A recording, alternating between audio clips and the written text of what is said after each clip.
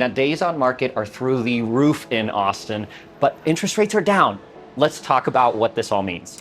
What's going on, y'all? It's Mason Bleasdell, your Austin real estate agent, and we are back. Like I hinted at the intro, interest rates have dropped, as we know, but days on market are through the roof. In this video, we're going to dive into everything you need to know to make all of those decisions here in the Austin real estate market, because it's a little wild. But let's look at some actual statistics, some things that take opinions out of it, things that take what you see on the news out of it, because prices are stable, but there's a lot to talk about. Let's get into it. So 3 things I want to look at. First, let's look at what happened, closed statistics for August of 2025, this last month, looking back at what actually sold here in Austin. I want to also look at what happened in the last week, because that's the best indication of what we're going to see a month from now, as well as comparing that to 2024, just to take that seasonality element out of it and have a discussion on what this actually means. So starting off, August 2025, we saw 2,971 homes closed, which is identical, actually, the exact same volume that we saw in the year prior. So that's a little hilarious. I've never had that happen before. Not a ton of data really to take from this. It's very typical for this time of year. Average sales price is actually up slightly from what we saw in July to 570,000. Average percent list price sales price ratio went up slightly as well. And the average price per square foot remained flat between August and July at $252. So no change month over month. Average days on market though, and this is the one thing that's been, echoed by a bunch of my colleagues. I've seen it in my own listings. I've got 9 across town right now. It's been a little while, just how few buyers are out there, and this stat shows that. Average days on market hit 71. Just a month ago, that was 63. To have that big of a jump, again, over the entire Austin metro is pretty wild to me. Definitely an interesting one, and that's informing a lot of the decisions that we're making right now. Now, looking at the medians, just to take some outliers out of it, median sales price, identical to July, $429,000. Median percent list price sales price, identical as well, 98%. Median price per square foot is actually up $1 from what we saw in July. But again, those median days on market went way up. What conclusion can we draw from this? Definitely this is a tougher market for sure. This really shows the data that we've all been feeling for a little while in our listings. Again, this goes for across town. Now, obviously there's hotter neighborhoods than others, but there's not that many buyers out there, and these stats definitely show that.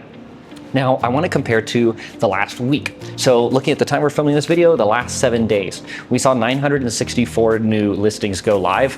That's decently down from what we typically see in spring and summer. But of course, we're entering into fall now. This is very seasonally typical.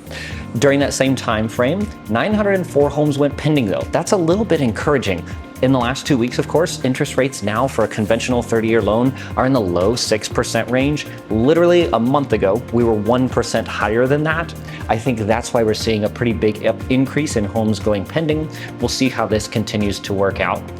But in that same 1 week, 2,067 price drops. That's actually down a little bit from the last time we filmed one of these, but definitely an interesting statistic. People are having to be aggressive to stand out. There is so much for sale right now. That's the biggest challenge that we're working on overcoming. Now, looking back, 2024, let's take some seasonality out of it, show you what happened a year ago just to compare.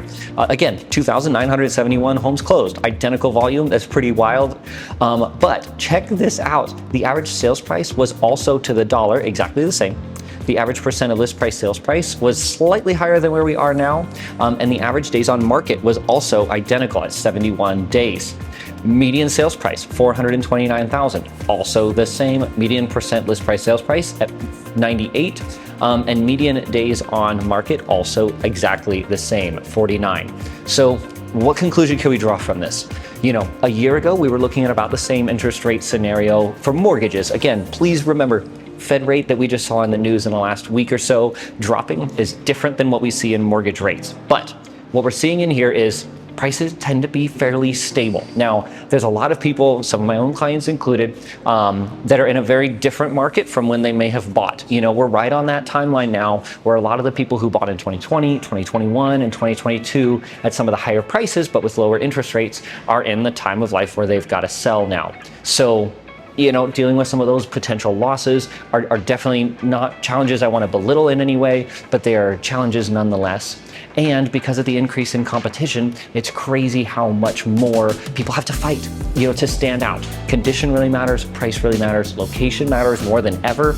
And it's the combination of all of these things too, because buyers are not looking at 3 or 4 homes, they're looking at 12 sometimes in a day to compare to yours. So when buyers are few and far between, that really, really matters. Now, if you're interested in what this means, whether you're looking to buy, looking to sell, this is very neighborhood specific as well. I'll throw a heat map up here just to show you the difference between some of the different zip codes.